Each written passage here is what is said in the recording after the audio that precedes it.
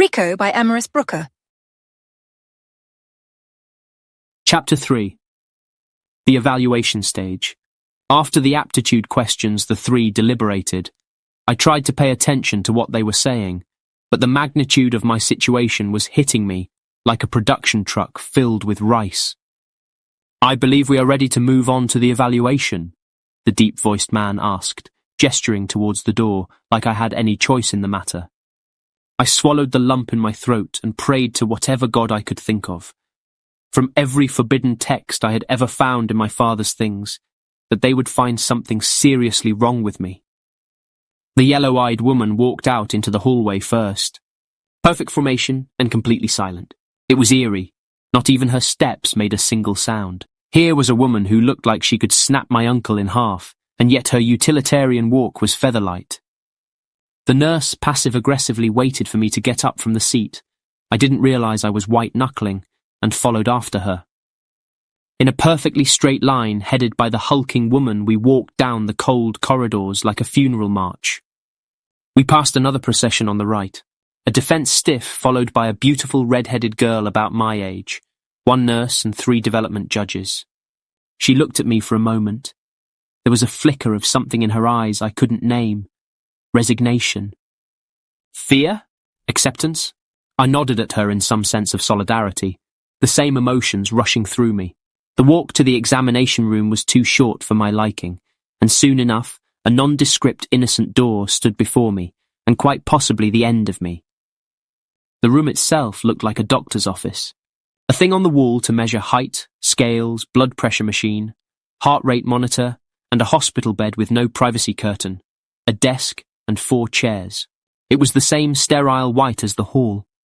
A random plant potted in the corner to make the room less depressing, which failed spectacularly at its job. The nurse took a seat by the desk, taking out a tablet from the drawer. "Take a seat on the bed, please," he said in the same faux politeness. "I do as I'm told, not like I can make a run for it. They will just force compliance regardless of what I try to do." The men all file in.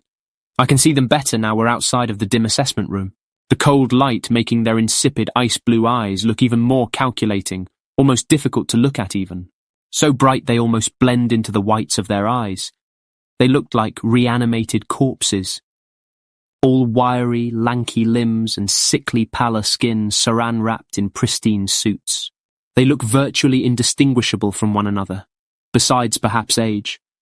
They all had dark marks under their eyes, as did the nurse. I'd never seen it before. Granted, I didn't see development drones often, and the last time I was surrounded by them, I never paid attention to such a minor detail, focusing on my mother instead. It was a strange contrast to the life-filled people of production, or the predatory aura of the defense guards I had been surrounded by all my life. The 3 reanimated corpses took the remaining available seats. The nurse turned his full, Larimar-eyed attention on me.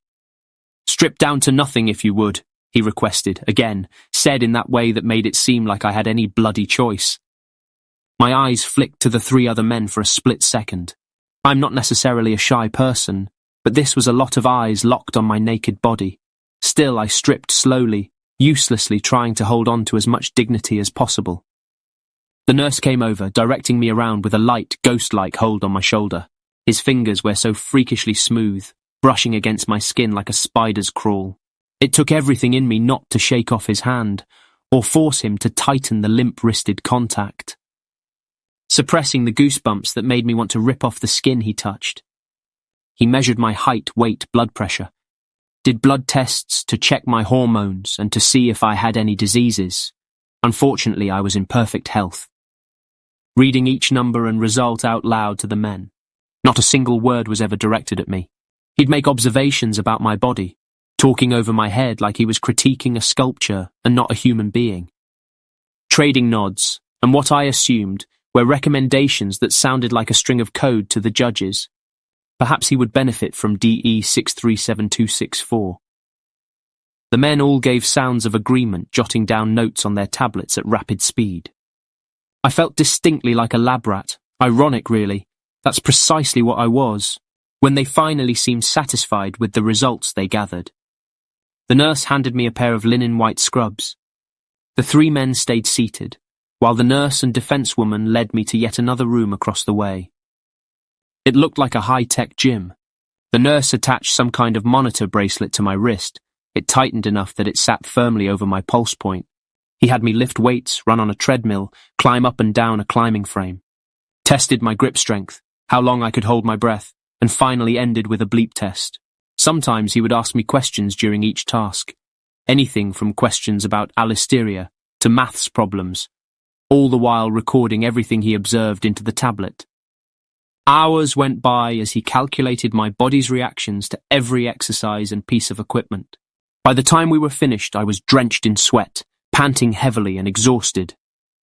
We returned to the doctor's office, where the other three men sat looking at their tablets intensely. I gingerly took a seat on the bed, my limbs trembling from the exertion. The nurse handed me a cup of water, and then silently timed me to see how long it took my body to recover. We all sat in an uncomfortable silence, only broken by my heavy breathing that was already starting to slow.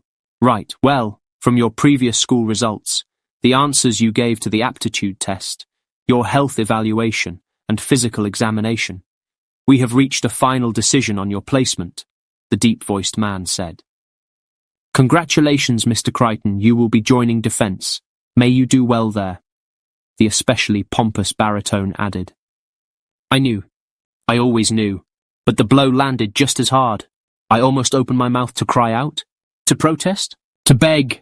I stopped before I made a sound. All I could think about is how I wished I got to know myself better. I wished I had a list of all the traits and characteristics that were about to be overridden. Though maybe it's better this way, it's hard to mourn something you didn't know you had. If I was even capable of mourning as a defense droid, I wanted to cry, potentially while I still could. I tried to think about every emotion, the good and the bad, memories that made me laugh and cry. Times I felt peaceful. I'm not sure defense droids felt those things, so I wanted to feel them one last time. We will commence with your procedure immediately. It will take 9 months to fully assimilate into the initiative. Mr. Shaw, I'm sure, will explain the details in full. The husky-voiced Elliot affirmed with a vague gesture towards the nurse. Yeah, right, I thought, knowing the likelihood was that they would explain absolutely nothing. Why waste time with explanations? It's not like it would change anything. And I could tell Mr. Shaw couldn't care less if I understood what was about to happen to me or not. He didn't care if I was scared beyond platitudes and trained sincerity that he switched on and off on a whim. To him I was just a job, another forgettable string of double helixes in need of correcting. With that, the men stood up, straightening out their impeccable suits. For the initiative, for the betterment of the species. They said in unison, the doctrine so ingrained they sounded like they actually believe it. With nods of goodbye to Mr. Shaw and the yellow-eyed woman, they departed. Mr. Shaw led me to a bathroom where I was ordered to shower and change into a fresh pair of linen whites. When I returned to the doctor's office, I was greeted with the sight of 2 orderlies in scrubs and masks, setting up machinery that looked sort of like a dialysis machine, next to the bed that had been brought to the centre of the room. The chairs, the desk, even that potted plant had all been removed. That's when I noticed the padded restraints attached to the bed. This was it, wasn't it? Lay on the bed, please, Mr. Shaw insisted. The lump in my throat choking me. I look at the bed. I know I have to get on it, but my feet are stuck to the ground with fear. I'd like to think I'm a brave person, that my family raised me to be courageous, but there is no preparation in the world for the existential dread involved in staring at your metaphorical and quite possibly literal deathbed.